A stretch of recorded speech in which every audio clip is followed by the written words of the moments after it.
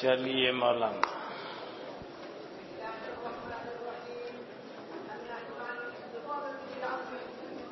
قال أخبرنا أحمد بن عمرو بن قال أنبأنا ابن وهب قال أخبرني عن ابن شهاب عن أبي عثمان بن سلمة الخزاعي عن عبد الله بن مسعود رضي الله عنه أن رسول الله صلى الله عليه وسلم نهى أن يستطيب أحدكم بعظم أو روث. بس یہ آج جو حدیثیں آ رہی ہیں اس سے متعلق میں نے پرسوں آپ کی خدمت میں کچھ عرض کیا تھا، شاید ذہن نشیں ہوگا، ہے نا؟ مختلف احادیث ہیں، ان کے اوپر حضرت امام نسائی رحمۃ اللہ علیہ کے تراجم ہیں. پہلا ترجمہ قائم کیا النہی عن الاستطابۃ بالعزم. عزمن کے کیا معنی ہے میں نے بتایا تھا پرسوں. استطابتن کے کیا معنی ہے میں نے بتایا، اور کیا کیا الفاظ مستعمل ہوتے ہیں وہ میں نے عرض کیا. یعنی ترجمۃ الباب سے بتا رہے ہیں کہ حضرت جناب نبی اکرم صلی اللہ علیہ وسلم منع فرما رہے ہیں کہ ہڈی سے استنجا کیا جائے. باقی اس کے بارے میں بہت سی باتیں میں نے پرسوں عرض کر دی تھی. اپنی سند پیش کرنے کے بعد حضرت عبداللہ ابن مسعود پر آئے. وہ کہتے ہیں کہ جناب نبی اکرم صلی اللہ علیہ وسلم نے نہا ان یستطیب احدکم بعظم او روث. حضرت نے منع فرمایا ہے اس بات سے کہ استنجا کرے تم میں سے کوئی ہڈی کے ساتھ یا لید کے ساتھ. ہڈی کا بھی ذکر ہے، لید کا بھی ذکر ہے. ترجمۃ الباب ہے النہی عن الاستطابۃ بالعزم. روث کا ذکر کیوں نہیں آیا؟ روث کا ذکر آگے آ رہا ہے ترجمۃ الباب میں. چلیے.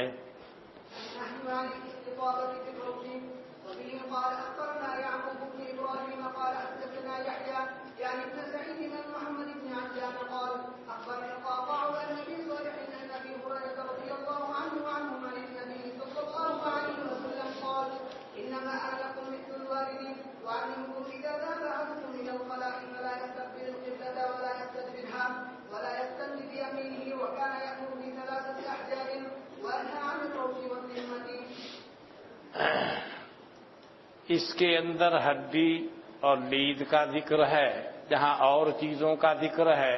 خاص طریقے سے لید کے سلسلے میں ترجمۃ الباب قائم کیا تاکہ اس کی بھی الگ اہمیت معلوم ہو جائے. اس سے بھی منع کیا گیا ہے، اور بھی آگے ایسا آ رہا ہے. یہ لید سے استنجا کرنے سے منع کرنے کا باب ہے. اخبرنا یعقوب بن ابراہیم قال حدثنا یحییٰ یعنی ابن سعید عن محمد بن عجلان قال اخبرنی القعقاع عن ابی صالح عن ابی ہریرہ عن النبی صلی اللہ علیہ وسلم قال انما انا لکم مثل الوالد. اپنے صحابہ کو، اپنی امت کو خطاب ہے، میں تمہارے لیے ابا کے مثل ہوں. یہ نہیں فرمایا میں تمہارا ابا ہوں. ما کان محمد ابا احد من رجالکم ولکن رسول اللہ وخاتم النبیین. تم میں سے مردوں میں سے کسی کے ابا نہیں ہیں. اور آپ کی ازواج مطہرات کے بارے میں ارشاد فرمایا وازواجہ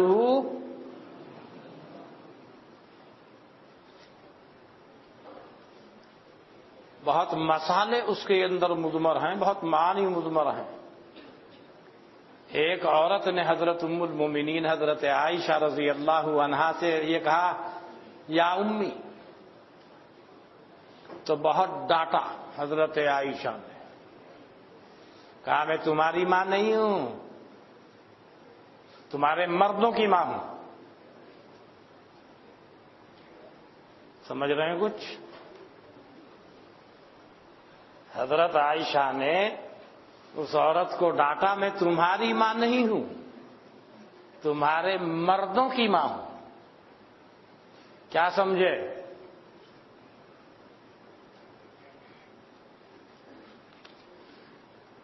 اگر ازواج مطہرات ماں ہیں تو حضرت ابا ہو گئے. اور اللہ فرما رہا ہے ما کان محمد ابا احد من رجالکم، من رجال کی قید لگا دی.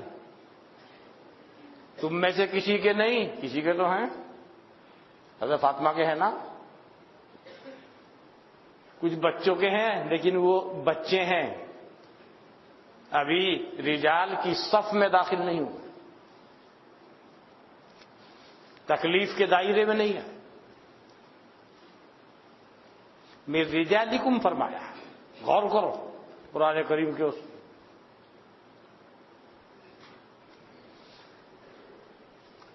تو ازواج مطہرات کے سلسلے میں حرمت کو بتانا ہے کہ امت کے اوپر حرام ہے. اس لیے ایک عورت نے کہا امی جان تو ڈانٹ دیا حضرت عائشہ نے. اور حضرت عائشہ جتنا سمجھتی ہیں قرآن کو، جتنا سمجھتی ہیں مزاج شریعت، مزاج نبوت کو، اور باہر کی عورتیں نہیں سمجھیں. اچھے اچھے مرد نہیں سمجھ پاتے، وہ اتنی سمجھدار. اللہ نے علم عطا فرمایا.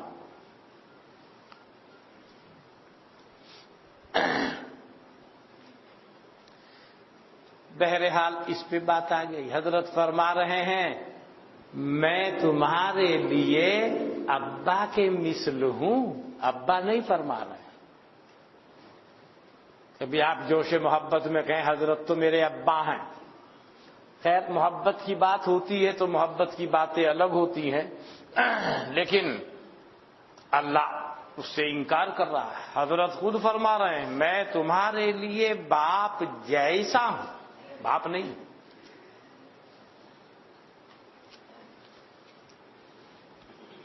باپ کیا کرتا ہے؟ بچوں کو سب طریقے سکھاتا ہے. جہاں تک بیچارے کی اس کی معلومات ہیں تو اسے سکھاتا ہے فلاں کام ایسے کرنا. بچپنے میں چھوٹا سا بچہ جب جاتا تھا قضائے حاجت کے لیے تو ماں اسے سکھا کے رکھتی تھی. وہ جاتا تھا تو پھر وہ فارغ ہو کر ہٹ کے اپنی مقعد کو زمین پر رکھ کر ایسے ہی گھسیٹتا ہوا چلتا تھا. مٹی کے ساتھ اس کے اتصال کی وجہ سے کچھ دور تک وہاں جو چیز ہے وہ زائل ہو جاتی تھی. اس کو کہتے تھے گھیسنی کرنا. تو ماں اسے سکھا دیتی تھی کہ اپنی ضرورت پوری کر کے گھیسنی کر لینا. تو وہ بچہ چھوٹا ہی بچہ ہوتا تھا، جہاں وہ گیا اور وہیں بیٹھا اور ویسے ہی کچھ دیر تک سرکا. تو مٹی کے ساتھ سرکنے سے کیا ہوا؟ جو چیز وہاں تھی وہ چیز ختم ہو گئی، استنجا ہو گیا اس کا.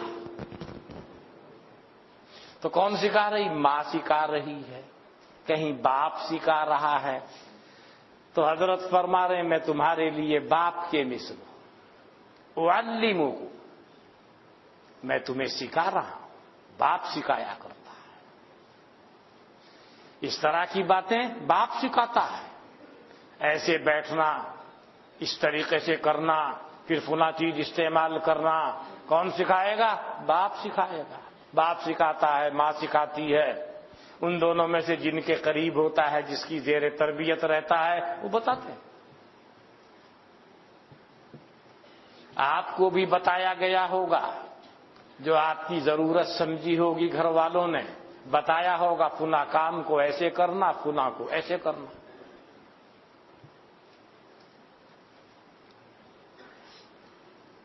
میں تمہارے لیے باپ کے مثل ہوں.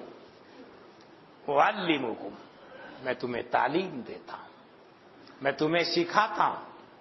میں تمہیں نقصان کی باتوں سے بچاتا ہوں اور فائدے کی باتیں بتاتا ہوں، اور یہی تعلیم کا منشا اور مقصد ہوتا ہے۔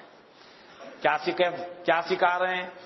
اذا ذهب احدکم الی الخلاء، جب کہ جاوے تم میں سے کوئی بیت الخلاء کی جانب۔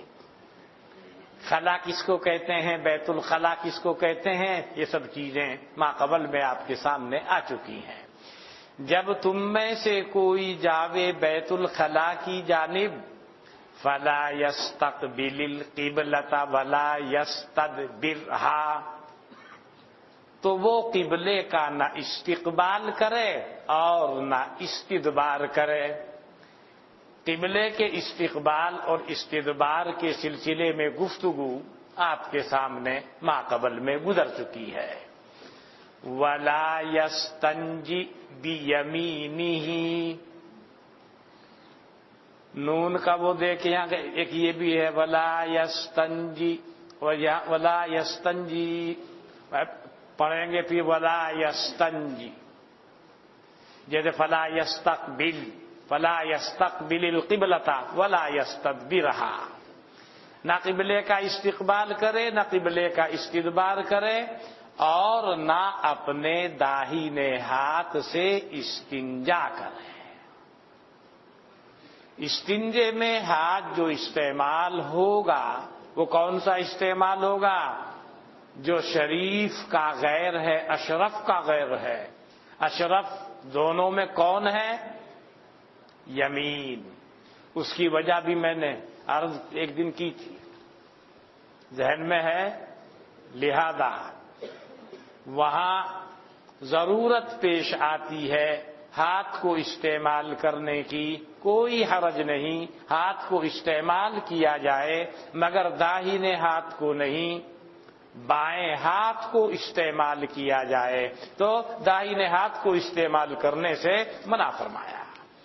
وَكَانَ يَأْمُرُ بِثَلَاثَةِ أَحْجَارٍ، اور حضرت حکم فرمایا کرتے تھے 3 پتھروں کا، جا رہے ہو 3 پتھر لے کے جاؤ، پتھر ہوں ڈھیلے ہوں۔ کیا 3 ہی ضروری ہیں؟ وہ میں نے عرض کیا تھا پرسوں آپ کے سامنے، استنجے کا کیا حکم ہے، پھر استنجے میں ڈھیلوں کا کیا مسئلہ ہے، اور پھر ڈھیلوں کے اندر وہ ایتار کا کیا مسئلہ ہے، 3 کا کیا مسئلہ ہے، وہ میں نے آپ کے سامنے عرض کیا تھا۔ وَكَانَ يَأْمُرُ بِثَلَاثَةِ أَحْجَارٍ، اور حضرت حکم فرماتے تھے 3 ڈھیلوں کا، 3 پتھروں کا۔ وَيَنْهَى عَنِ الرَّوْفِ وَالذِّمَّةِ، اور حضرت منع فرماتے تھے کہیں سے؟ لید سے۔ بس چونکہ لید وغیرہ بہت پڑی رہتی ہے، آدمی سوچے گا کہ سوکھا ہوا مال ہے یہ بھی ڈھیلے کی قائم مقامی کر لے گا، لاؤ اسی سے اپنی ضرورت پوری کر لیتا ہوں۔ مگر یہ ایک زمانہ تھا کہ یہ چیزیں گری پڑی ملتی تھی، اب تو بیت الخلاء میں جہاں آپ عام طور سے جاتے ہیں اس کے آس پاس بھی یہ چیزیں نہیں ملیں گی آپ کو، نہ ڈھیلا ملے گا۔ والذمہ، جو عزم کے معنی ہے وہی رمتن کے معنی ہے، بس وہ مطلقاً ہڈی ہے، اور رمتن کہتے ہیں اس ہڈی کو جو بوسیدہ اور پرانی ہو گئی ہو۔ اور استعمال سے منع فرماتے تھے لید کے اور ہڈی سے استنجا کرنے سے۔ کیوں؟ اس کے متعلق میں نے عرض کیا تھا۔ چلیے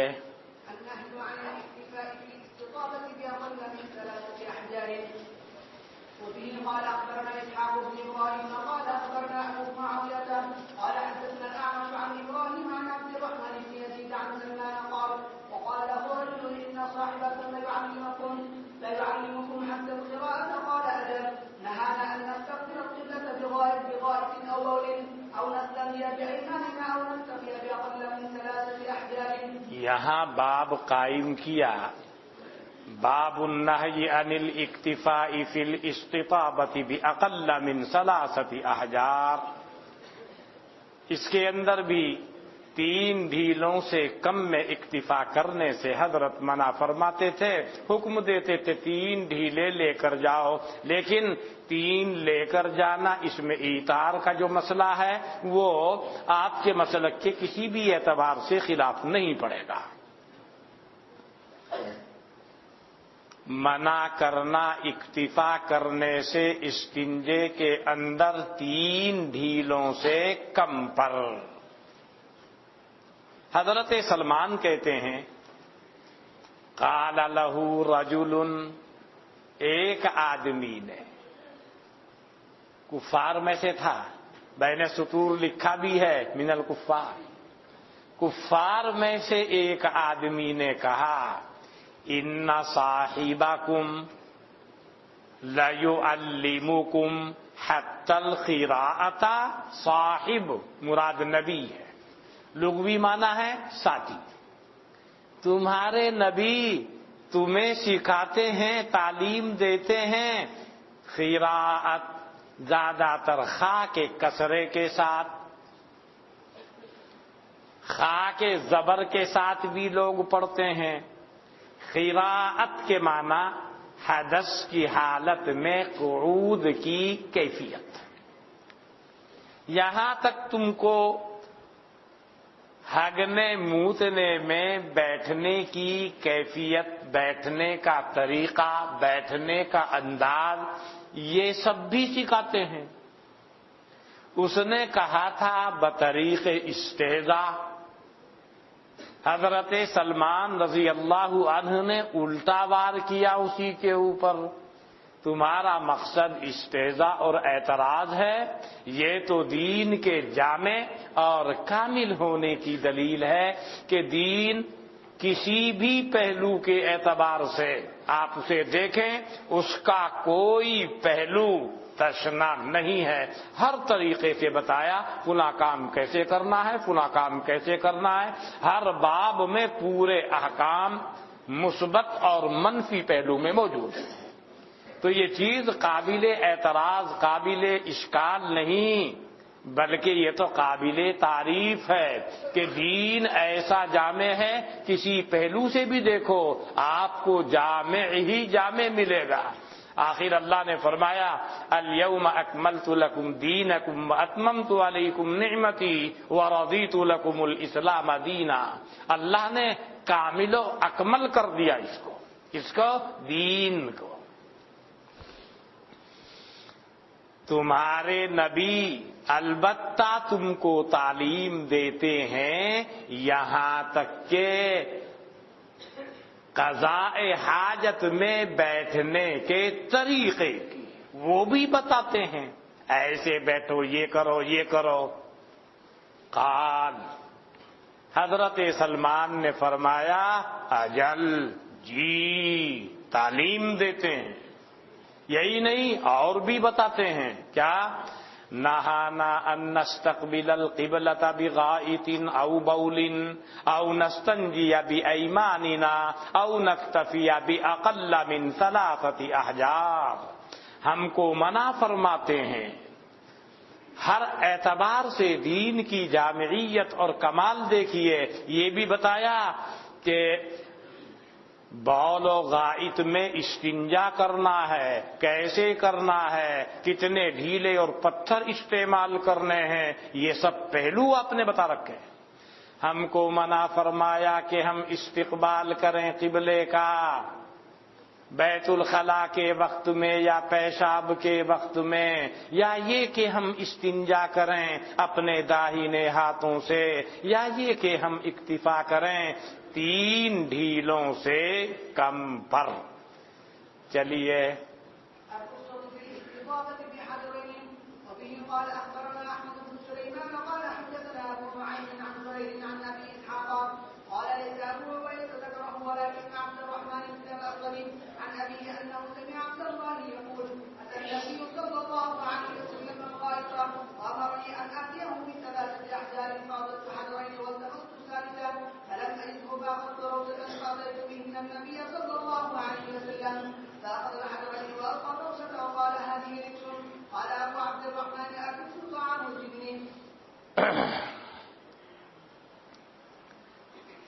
حدیث کے اندر ایک راوی ہے زہیر. زہیر کے استاد ہیں ابو اسحاق. ہیں دکھائی دے رہے ہوں گے سند میں. اب تھوڑی سی ایک بات سن لو. حدیث کے راوی ہیں اصل صحابہ میں حضرت عبداللہ ابن مسعود رضی اللہ عنہ. ان کے خصوصی شاگردوں میں سے ہیں اسود، جیسے علقمہ ہیں ایسے ہی اسود ہیں.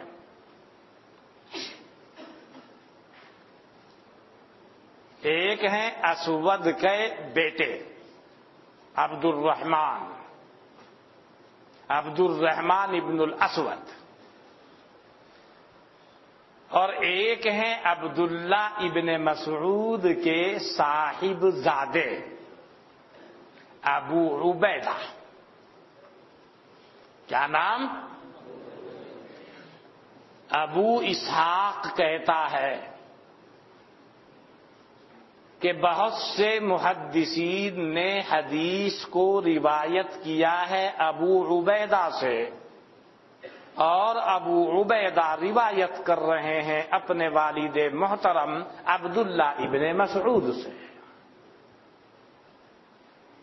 مگر یہ روایت منقطع ہے. کیوں؟ صاحب زادے سے روایت منقول ہو، ان سے سن کر یہ ثابت نہیں ہے. لقاء ثابت نہیں ہے اس طرح کی. حدیث میں انقطاع ہے یا پھر تدلیس کا پہلو ہے. تو ابو اسحاق کہتا ہے کہ جو عام طور سے لوگوں کی زبان پر ہے، عن ابی عبیدہ عن ابن مسعود، میں اس طریق سے اس روایت کو روایت نہیں کر رہا ہوں. میری روایت انقطاع کے طریقے پر نہیں ہے کہ آپ یوں فیصلہ کریں کہ یہ حدیث منقطع ہے، اس میں انقطاع ہے. میں اس طریقے سے روایت نہیں کر رہا ہوں، بلکہ ابو اسحاق کہتے ہیں کہ میں روایت کر رہا ہوں عبد الرحمن سے. عبد الرحمن روایت کر رہے ہیں اپنے باپ اسود سے. اسود روایت کر رہے ہیں اپنے استاد محترم حضرت عبداللہ ابن مسعود رضی اللہ عنہ سے. کہ جی پہلے والے طریق میں علو سند ہے، علو تو ہے مگر انقطاع ہے، اور اس میں گو تنزل ہے مگر انقطاع نہیں ہے، اتصال ہے. وہ طریقہ اختیار نہیں کیا. حدیث کا ظاہر، الفاظ کا ظاہر جو بتا رہا ہے کہ ابو عبیدہ نے اس کو ذکر نہیں کیا. ابو عبیدہ تو ذکر کرتا ہے، لوگ روایت بھی کرتے ہیں، مگر وہ طریقہ منقطع ہے. اس لیے ابو اسحاق کہہ رہا ہے وہ عدم ذکر کو بیان کرنا ابو اسحاق کا منشا نہیں ہے، بلکہ ابو عبیدہ کی سند سے حدیث کو نہ لینا یہ مقصود ہے اس کا. کیوں؟ اگر میں اس طریقے کو لیتا ہوں تو حدیث میں فالٹ آئے گا، انقطاع پیدا ہوگا، یا تو تدلیس کا شبہ ہوگا. اگرچہ بیٹا تو ہے وہ عبداللہ ابن مسعود کا، مگر صورتحال یہ ہے. یہ مطلب نہیں ہے کہ ابو عبیدہ نے مطلقاً اس حدیث کا ذکر نہیں کیا. ذکر نہ کرتا تو ترمذی وغیرہ میں آتی کیسے؟ مستند سے حدیث آ رہی، مگر انقطاع ہے اس میں. بات سمجھ میں آ گئی ہوگی. دیکھنے میں بظاہر یہ ہے کہ ابو عبیدہ نے ذکر نہیں کیا اس حدیث کو، یہ ظاہر مقصود نہیں ہے ابو اسحاق کا، ذکر تو اس نے اس روایت کو کیا ہے عبداللہ ابن مسعود سے۔ ابو اسحاق کا مطلب کیا ہے؟ میں ابو عبیدہ کی سند سے اس روایت کو نہیں لے رہا ہوں، بلکہ میں اس روایت کو لے رہا ہوں عبد الرحمن ابن الاسود کی سند سے، اور وہ اپنے باپ سے لے رہا ہے اسود سے، اور وہ ابو عبیدہ کے باپ یعنی عبداللہ ابن مسعود سے لے رہا ہے۔ بات سمجھ میں آ گئی؟ حضرت عبداللہ ابن مسعود رضی اللہ عنہ حضرت جناب نبی اکرم صلی اللہ علیہ وسلم کے خاص خدام میں سے ہیں، جانتے ہی ہوں گے، محدثین تو جانتے ہی ہیں۔ جس کا حدیث سے تعلق ہوگا تو اس بات کو ضرور جانے گا کہ خود مخصوص خدام میں سے ہیں حضرت عبداللہ ابن مسعود، حضرت انس رضی اللہ عنہ، یہ سب مخصوص لوگوں میں سے، خدمت کرنے والے لوگوں میں سے۔ گو قد و قامت بہت چھوٹے قد کے تھے عبداللہ ابن مسعود، مگر ایسا معلوم ہوتا ہے اللہ تعالیٰ نے ساتھ جو جتنا تھا بس علم ہی سے بدل دیا تھا، پورا بدل۔ اسماء الرجال میں آپ دیکھیں گے تو وہ لکھتے ہیں دوسرے حضرات بیٹھے ہوتے تھے، یہ کھڑے ہوتے تھے تو ان کے برابر ہوتے تھے۔ دیکھا ہوگا کتابوں میں۔ تو خدام میں سے ہیں، حضرت جا رہے ہیں ضرورت کے لیے، لاؤ پتھر، 3 پتھر میں نے ڈھونڈے، 2 تو مجھے مل گئے، میں نے اور ڈھونڈا، تیسرا ملا نہیں، میں نے لید اٹھا لی۔ اب کتنی ہو گئی؟ 3۔ تینوں کو لے کر حاضر خدمت ہوا، 2 پتھر 1 لید۔ حضرت نے دونوں پتھر تو لے لیے اور لید کو پھینک دیا، اور یہ فرمایا ہذہ رکس، یہ نجاست ہے، یہ غلاظت ہے، یہ گندگی ہے، یہ ناپاک ہے۔ کیا معلوم ہوا؟ اس سے معلوم ہوا مقصود اصلی اس باب میں ایثار نہیں انقا ہے۔ کتنے پتھر استعمال کیے آپ نے؟ 2۔ بات سمجھ میں آ رہی ہوگی نا؟ وہی ترجمۃ الباب انہوں نے قائم کیا اس کے اوپر۔ اب حضرت امام نسائی رحمت اللہ علیہ فرما رہے ہیں، ابو عبد الرحمن، یہ کنیت ہے امام نسائی رحمت اللہ علیہ کی، کہ رکس وہ جنات کی غذا ہے۔ جنات کی غذا؟ لید؟ یہ کیا فرما رہا ہے؟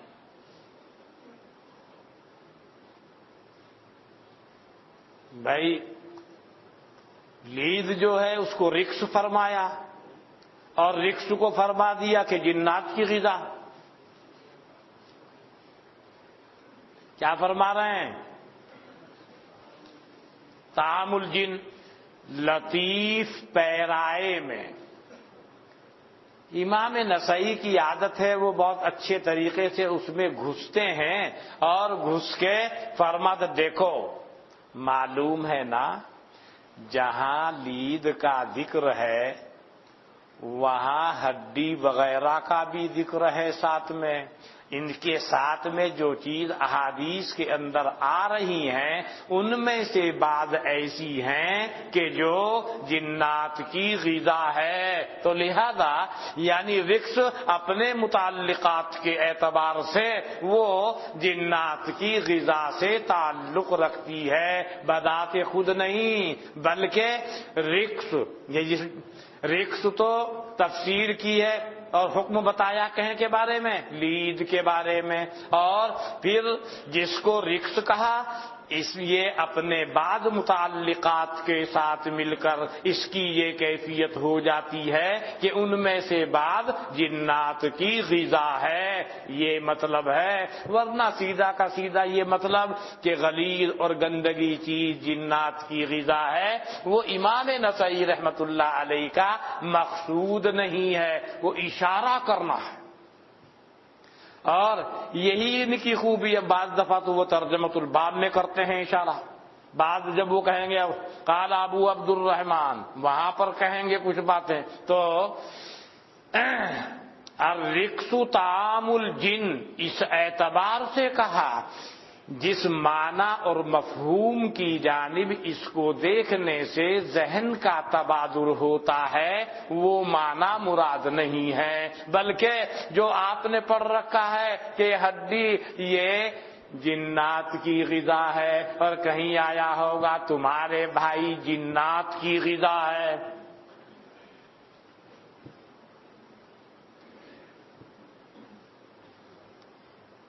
دیکھو کیا فرمایا، الرخصۃ فی الاستطابۃ بحجرین، اس حدیث سے کیا مستنبط ہوا کہ دو ڈھیلوں کے اوپر، دو پتھروں کے اوپر بھی اکتفا کی رخصت اور اجازت اور گنجائش ہے۔ ہم نے کہا تھا ایثار مقصود نہیں ہے، البتہ ایثار ملحوظ ہے باعتبار اولویت، افضلیت اور استحباب کے، وعلی اختلاف الاقوال یا سنت کے مقصود اصلی انقاء محل ہے۔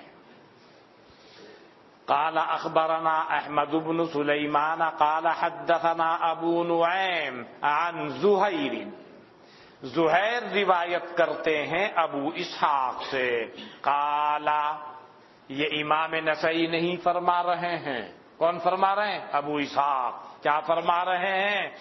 لیس ابو عبیدہ ذکرہ، ابو عبیدہ نے اس کو ذکر نہیں کیا۔ بظاہر الفاظ بتا رہے ہیں کہ ابو عبیدہ کی روایت سے یہ حدیث مذکور نہیں ہے، حالانکہ یہ مشاہد کے خلاف ہے اور نفس الامر کے اور امر واقع کے خلاف ہے روایت۔ پھر کیا مقصد ہے؟ مقصد یہ ہے ہوا کرے مذکور، میں اس کا ذکر نہیں کر رہا ہوں، میں نہیں لے رہا ہوں اس کو۔ کیوں نہیں لے رہا ہوں؟ اس کی وجہ میں نے پیش کی آپ کے سامنے، اس میں انقطاع ہے۔ وَلَكِنَّ عَبْدَ الرَّحْمَنِ بْنِ اسود عن ابیہ انہ سمع عبد اللہ یقول، لیکن میں روایت کر رہا ہوں عبد الرحمن ابن اسود کی سند سے۔ عبد الرحمن روایت کر رہا ہے اپنے باپ سے، اس کا باپ کون؟ اسود۔ اسود کون؟ عبداللہ ابن مسعود کا شاگرد۔ وہ کہتے ہیں اسود کہ انہوں نے سنا ہے حضرت عبداللہ ابن مسعود سے، یقول، حضرت عبداللہ ابن مسعود فرماتے ہیں کیا؟ اتى النبی صلی اللہ علیہ وسلم الغائط وامرنی ان آتیہ بثلاثة احجار، آئے حضرت جناب نبی اکرم صلی اللہ علیہ وسلم الغائط، عطا کے بارے میں کچھ گفتگو آئی تھی کیا؟ آ گئی تھی کیا؟ کیا آئی تھی؟ کیا گفتگو تھی؟ آ گئی تھی؟ ترکیب کرنا اس کی، عطا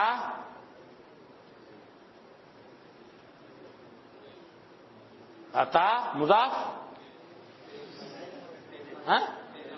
عطا فعل ماضی، ٹھیک۔ النبی صلی اللہ علیہ وسلم الغائط، فی ہے یہ، اچھا،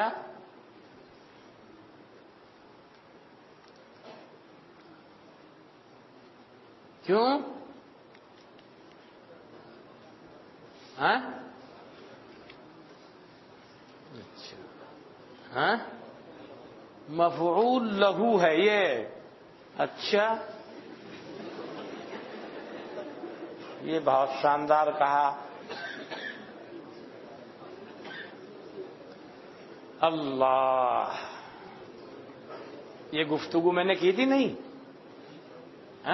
پچھلے سال کی تھی، یہاں نہیں کی نا؟ اچھا کسی دن کر دیں گے. اچھا اشارہ کر دینا، بتا دیں گے. بس اتنا سمجھو کہ یہ از قبیل ظرف ہے، دیکھنے میں معلوم ہوتا ہے مفعول بھی. اذا جاءنی زید، جاء فعل نون وقایا، یا متکلم عام طور سے لوگ سمجھتے ہیں کہ یہ مفعول بھی ہے، ولیس الامر کذالک، بلکہ وہ اس کا ظرف مفعول فی ہے اور زید اس کا فاعل. اس لیے کہ جاء اور اتا یہ کیا ہے؟ لازم ہے، یہ متعدی نہیں ہے، اور مفعول بھی فعل متعدی کا ہوا کرتا ہے، فعل لازم کا نہیں. کیا مطلب؟ حضرت بیت الخلاء کے پاس جا کر وہاں سے حضرت عبداللہ ابن مسعود سے کہہ رہے ہیں کہ لے کر آؤ. کیا اندازہ ہوتا ہے یہ ایسا ہو سکتا ہے؟ نہ. یعنی جب حضرت صلی اللہ علیہ وسلم قضائے حاجت کے لیے جانے کا ارادہ فرماتے تو مجھے فرماتے کہ وہ لے آؤں. جب جا کے بیٹھ گئے وہاں سے حکم دے رہے ہو جیسے بظاہر معلوم ہو رہا ہے، ایسا نہیں ہے. الرقص طعام الجن مصنف کی کیا مراد ہے وہ ابھی میں دوبارہ ارشاد فرما دیں. ٹھیک ہے ابھی آ رہا ہوں وہاں. حضرت جب ارادہ فرماتے مقام تغوط پر جانے کا، جب ارادہ فرماتے اور مجھے حکم فرماتے کہ میں لے کر آؤں ان کے پاس 3 پتھر، فوجدت حجرین، حضرت نے ارادہ فرمایا مقام غائط پر جانے کا اور مجھ کو حکم دیا کہ میں لے کر آؤں آپ کے پاس 3 پتھر. فوجدت حجرین، میں نے پائے 2 پتھر. والتمست الثالث، اے الحجر الثالث، میں نے تیسرے پتھر کو تلاش کیا. فلم اجدہ، میں نے اس کو نہیں پایا، نہیں ملا مجھے. ہوتا ہے بعض دفعہ ایسا. فاخذت روثۃ، روثۃ ایک، روث جنس ہے، ارواس جمع ہے. بس میں نے ایک لید لے لی، پہلے لید تھا اب کہ ایک لید. فَأَتَيْتُ بِهِنَّ النَّبِيَّ صلی اللہ علیہ وسلم. عطا کے صلے میں با آ گیا، اب یہ متعدی ہو گیا، اب یہ متعدی ہو گیا. اب اتیان کے معنی آنے کے نہیں رہے، اب اس کے معنی لانے کے ہو گئے. فَأَتَيْتُ بِهِنَّ، پس میں لے کر آیا ان کو. کن کو؟ جن کا ذکر چل رہا ہے، 2 پتھر اور 1 لید. کہاں لے کر آیا؟ النبی صلی اللہ علیہ وسلم، جناب نبی اکرم صلی اللہ علیہ وسلم کے پاس. کیا ان تینوں کو حضرت نے لے لیا؟ نہ. فأخذ الحجرین، آپ نے دونوں پتھروں کو لے لیا. وَأَلْقَى الرَّوْثَةَ، اور جو ایک لید تھی اس کو آپ نے پھینک دیا، ڈال دیا، اور آپ نے فرمایا هَذِهِ رِقْصٌ، یہ تو ناپاک ہے، یہ ناپاک ہے. یعنی یہ جو ہے یہ لید یہ تو ناپاک ہے. اور وہاں کا جو منشا ہے انقا ہے، اور یہاں تو کیا ہوگا، اس کو استعمال کرنے سے مقصد کے خلاف ہو جائے گا. آپ نے نہیں دیا. یہاں تک مسئلہ صاحب. آگے حضرت امام نسائی رحمت اللہ علیہ فرماتے ہیں قال ابو عبد الرحمن، یعنی حضرت مصنف رحمت اللہ علیہ امام نسائی فرماتے ہیں الرقص طعام الجن.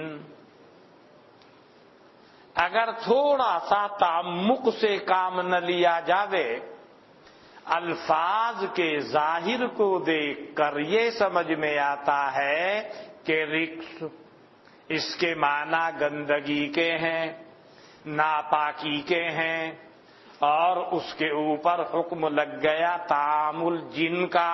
والامر لیس کذلک. ابھی میں نے بتایا اس بچے کی پرچی آئی، اب وہ سنیں.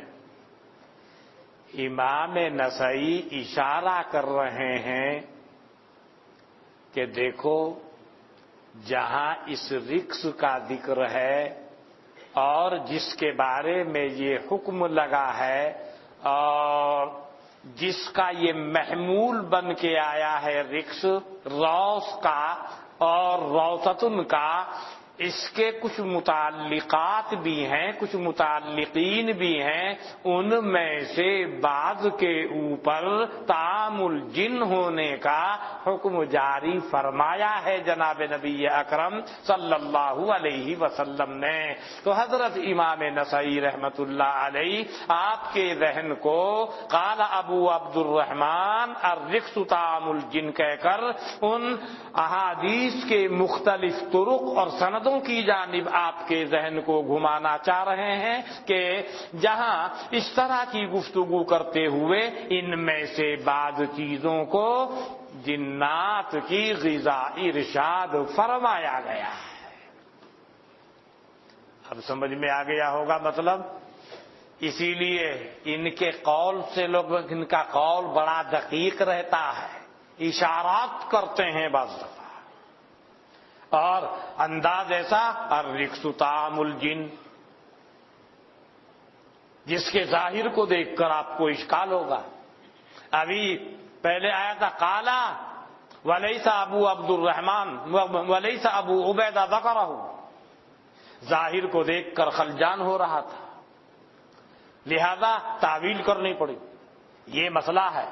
مسئلہ یہ نہیں ہے کہ وہ روایت مذکور نہیں ہے یا ابو عبیدہ سے یہ روایت منقول نہیں ہے، بات ہے، لیکن انہوں نے ذکر نہیں کیا، اس کو روایت نہیں کیا.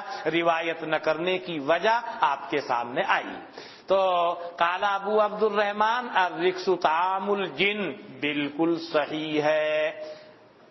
اپنے متعلقات اور جو اس کے قریبی مذکور اشیاء ہیں ان کے اعتبار کرتے ہوئے ذہن کو اس طرف متوجہ کرنا چاہ رہے ہیں.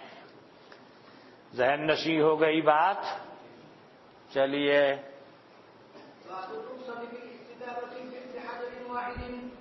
قال أخبرنا إسحاق بن إبراهيم قال أخبرنا جرير عن منصور عن هلال بن يسار عن سلمة بن قيس رضي الله عنه عن رسول الله صلى الله عليه وسلم قال إذا استجمرت فأوتر. دیکھیے انہوں نے باب منعقد کیا، ایک پتھر سے استنجا کرنے کی گنجائش ہے. کیوں؟ جہاں حدیث میں آیا اذا استجمرت فأوتر،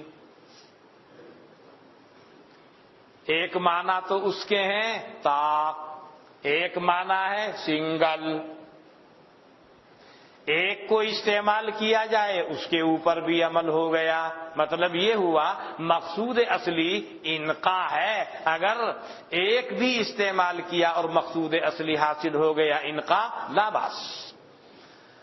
باب الرخصت فی الاستطابۃ بحجر واحد. اخبرنا اسحاق بن ابراہیم قال اخبرنا جریر عن منصور عن ہلال بن اسحاق عن سلمة بن قیس عن رسول اللہ صلی اللہ علیہ وسلم قال اذا استجمرت فاوتر. اوتر کے مفہوم کے اندر ایتار ہے وہ ایتار کا مفہوم ایک سے بھی ادا ہو جائے گا، وہ مختص بالثلاث نہیں ہے۔ چلیے الاستجابة بالاستجابة بالإجابة دون غيرها. وفيه قال أخبرنا قتيبة قال حدثنا عبد العزيز بن أبي حازم عن أبيه عن مسلم بن قرب عن عروة عن عائشة رضي الله عنها وعنهم أن رسول الله صلى الله عليه وسلم قال إذا ذهب أحدكم إلى الغائط فليذهب معه بثلاثة أحجار فليستطب بها فإنها تجزئ عنه. اگر اس کو پڑھتے ہیں باب افعال سے تو اس کے معنی کفایت کرنا اور اس کے قائم مقام ہو جانا۔ اور اگر آپ دیکھیں تجزی جز الشیء، فلاں چیز اس کو کفایت کر گئی، تجزی ایسے بھی پڑھا جا سکتا ہے۔ دیکھو حضرت چونکہ پتھروں کو لے جانے کا حکم فرما رہے ہیں، اس سے یہ سمجھ میں آ رہا ہے کہ جب جاوے ضرورت کے لیے تو پتھر کے علاوہ کہ ایک تھیلی میں مٹی بھر لے اس کو لے کے جائے، وہ اور چیز کی جانب آپ ترغیب نہیں دے رہے ہیں، کس کی جانب دے رہے ہیں؟ پتھر کی جانب دے رہے ہیں۔ تو اور اصل مقصد کیا ہے؟ پتھر ہو تو وہ اس کی جگہ کافی، اور اگر وہ نہ ہو ڈھیلا ہو تو وہ اس سے بھی عمدہ، اور اگر ڈھیلا بھی نہ ہو مٹی ہی مل جائے وہ بھی کام کرے گی۔ مقصود اصلی کیا ہے؟ انقاء ہے۔ الاجتزاء فی الاستطابۃ بالحجارۃ دون غیرہا، اکتفا کرنا استنجے میں پتھر پر، نہ کہ پتھر کے علاوہ کسی اور چیز پر۔ اخبرنا قتيبة قال حدثنا عبد العزيز بن ابي حازم عن ابيه عن مسلم بن قرط عن عروة عن عائشة رضي الله عنها ان رسول الله صلى الله عليه وسلم قال اذا ذهب احدكم الى الغائط، جب تم میں سے کوئی جاوے مقام تغوط کی جانب، فَلْيَذْهَبْ مَعَهُ بِثَلَاثَةِ أَحْجَارٍ، پس لے کر جاوے اپنے ساتھ 3 پتھر، فَلْيَسْتَطِبْ بِهَا، چاہیے کہ وہ استنجا کرے 3 پتھروں کے ساتھ، فَإِنَّهَا تُجْزِئُ عَنْهُ، اس لیے کہ یہ ہا ضمیر کا مرجع 3 پتھر، اس لیے کہ یہ 3 پتھر 3 ڈھیلے کفایت کریں گے اس کو، کس کو؟ جانے والے کو۔ فَإِنَّهَا تَجْزِي عَنْهُ، تجزی پڑھیں گے تو یہ باب ضربہ سے ہے، ثلاثی مجدد سے ہے، اس کے معنی بھی جہاں بدلے کے آتے ہیں کفایت کے بھی آتے ہیں، معنی پورے ہو جائیں گے۔ فَإِنَّهَا تَجْزِي عَنْهُ فَإِنَّهَا تُجْزِي عَنْهُ، دونوں صحیح ہے۔ یہ پرچے دیکھ لوں، مثل بات کہ ہوں نہ کہ عین، جبکہ قرآن کرے النبی اولا بالمؤمنین من انفسہم، تفسیر مدارک وغیرہ میں وہو ابو لہم کا تذکرہ بھی ہے، تو اس میں یہ تو دیکھ لینا کہ تذکرہ وہ کس انداز کا ہے، کیا یوں ہی ہے اب تمہارے ابا ہیں وہ، صحیح طریقے سے دیکھو۔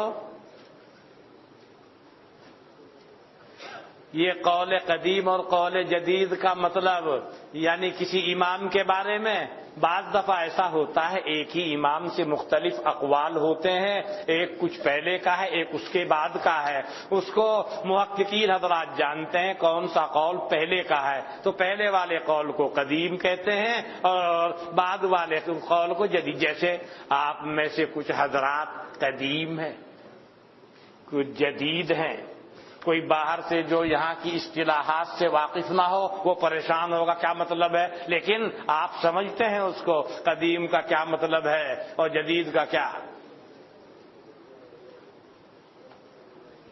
امکان لقا ہے یا نہیں؟ اگر ہے تو جمہور محدثین سوائے بخاری کے اسی کے قائل ہیں کہ امکان لقا ہی روایت کے لیے کافی ہے، لیکن یہاں محدثین نے اس کے اوپر نکیر فرما رکھی ہے کہ یہ بات ثابت ہے ان کو یہ موقع نہیں ملا کہ وہ ان سے حدیث بیان کریں۔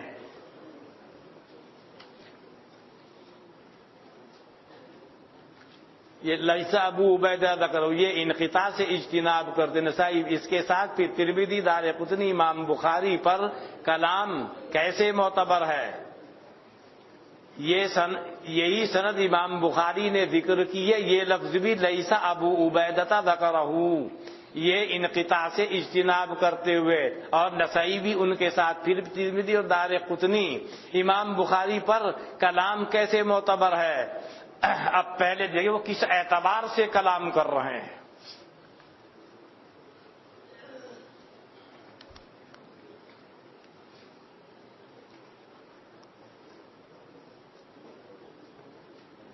مولانا ان ابی عبیدہ ان عبداللہ، میں نے تو خود ہی بتا دیا آپ کو پہلے ہی، یعنی مذکور ہے یہاں ابو اسحاق کی مراد یہ نہیں ہے۔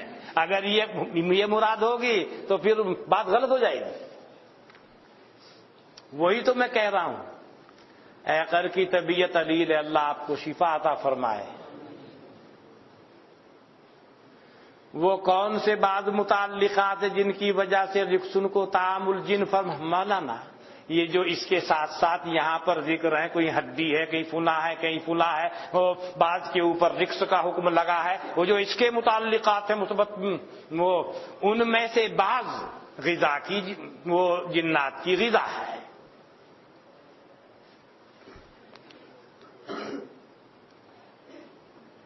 جاءنی زیدن میں یا تمام نحویین اس کو مفعول بھی مانا ہے، کما فی ذہنی زیادہ، اور کبھی فعل لازم کا بھی مفعول بھی ہوا کرتا ہے، بہت اچھا کبھی ہوا کرتا ہے فعل لازم کا مفعول بھی۔ مجھے بھی دکھا دینا آپ اس کو، مولانا کہیں کی باتیں کر رہے ہیں، وہ اگر کسی سے چوک ہو جاوے فعل لازم کا مفعول بھی کیسے آ جائے گا؟ عقل سے تو کام لیجیے۔ ہڈی کا جنات کا خوراک ہونا تو سمجھ میں آتا ہے، لیکن رکس کیسے ہو سکتا ہے؟ وہ جو میں نے ابھی بولا، اپنے متعلقات کے اعتبار سے ذہن آپ کا گھما رہا ہے، تعمق پیدا کیجئے۔ اچھا، روس کس جانور کی ہوتی ہے؟ یہ گدھے وغیرہ کی جو جنس ہوتی ہے۔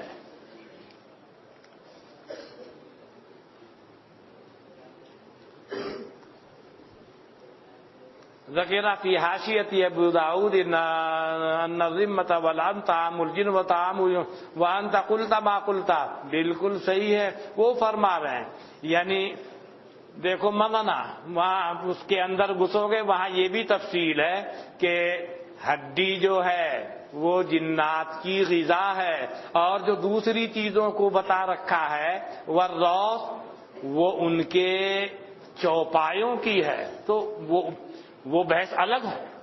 اور اگر کسی اعتبار سے یہ کہہ دیا جاوے چوپایوں کی غذا ان کی غذا، متعلقات اور تقارب کے حساب سے وہ مسئلہ الگ ہے۔ دادا جان کی طبیعت علیل، اللہ صحت عطا فرمائے۔ حضرت عائشہ رضی اللہ مردوں کے حق میں ام المومنین کا درجہ رکھتی ہیں، عورتوں کے حق میں کیا درجہ رکھتی ہیں؟ اللہ اکبر۔ حضرت عائشہ کا فرمان تو سنایا، ابھی ایک عورت کو ڈانٹ دیا تھا، امی کہہ دیا تھا اس نے،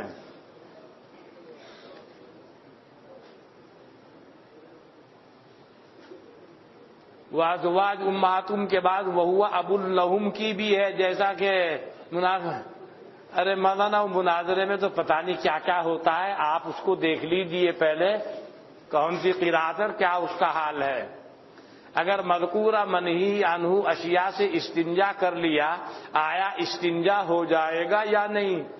اگر صفائی ہو گئی تو مقصود انقاء ہے تو ہو جائے گا۔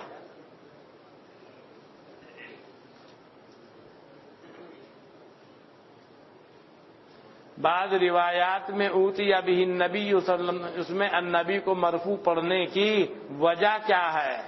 اچھا، مفعول فی ہے، اور وہ نائب فاعل، مفعول معلوم یسمى فاعلہ۔ لفظ خدا اللہ کے لیے استعمال کرنا جائز ہے، جبکہ قرآن صلی اللہ علیہ وسلم کوئی ثبوت نہیں ہے۔ اصل میں وہ فارسی زبان کا لفظ ہے اللہ، ایک دم فارسی میں وہ ترجمہ ہے اللہ کا۔ اللہ جو خود سے موجود ہے، وہی معنی خدا کے ہیں۔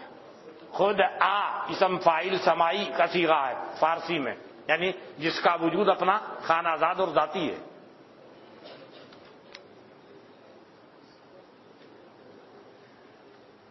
امام نسائی نے لفظ باب ذکر نہیں کیا اور باب الرخصت فی الاستطابہ بحجر واحد کہہ کر آگے لفظ باب ذکر کر، ایسا کیوں؟